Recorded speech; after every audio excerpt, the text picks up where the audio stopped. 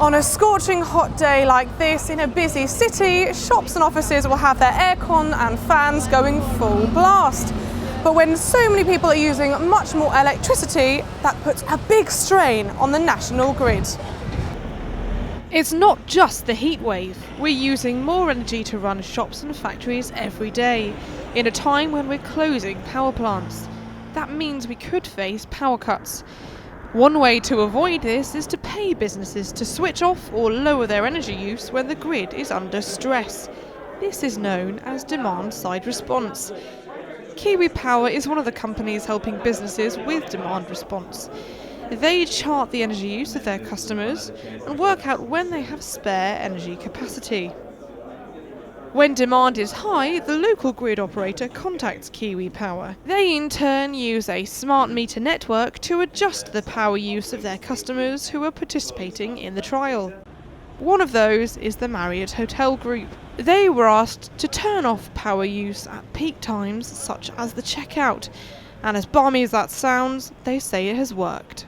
So the concept is that at certain times we will agree to turn down the amount of energy we use, which, as you can appreciate, is quite a difficult thing to sell to our operators, because we're saying at 5 o'clock in the evening when everybody's checking in, we want you to use less energy. So just how successful has it been?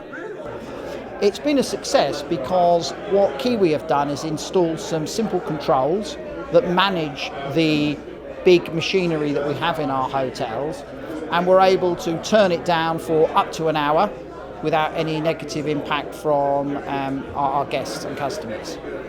Businesses aren't just doing this out of the good of their heart, they get paid to cut their power use.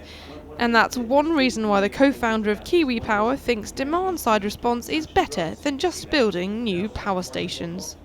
To be quite honest, it's always cheaper to pay a consumer to temporarily reduce their consumption than it is to build a new power station. And it's also much faster. It takes years to build a power station, whereas the portfolio like we have can be built in several months. And particularly in London, if you look at UK power networks, it's not that easy in London to be ripping up the streets and putting in new infrastructure, so demand response is very appealing here. UK Power Networks reckons demand response could save them £38 million over the next decade. But they're rather shy about how much they are paying firms to be involved. Do you know what the figures are, how much you have to spend on demand-side response? So at this stage I'm going to be a little bit coy about how much we spent, because it's on a pilot stage or a trial stage. So we are actually, precisely one of the things that we've been doing has been piloting and trialling prices, and clearly what we've seen today from today's event is we found a price that attracts people in.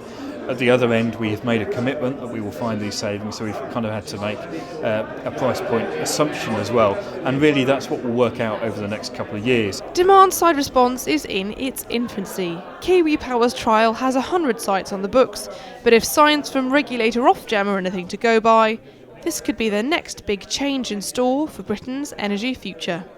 Vicky Ellis, Energy Live News, London.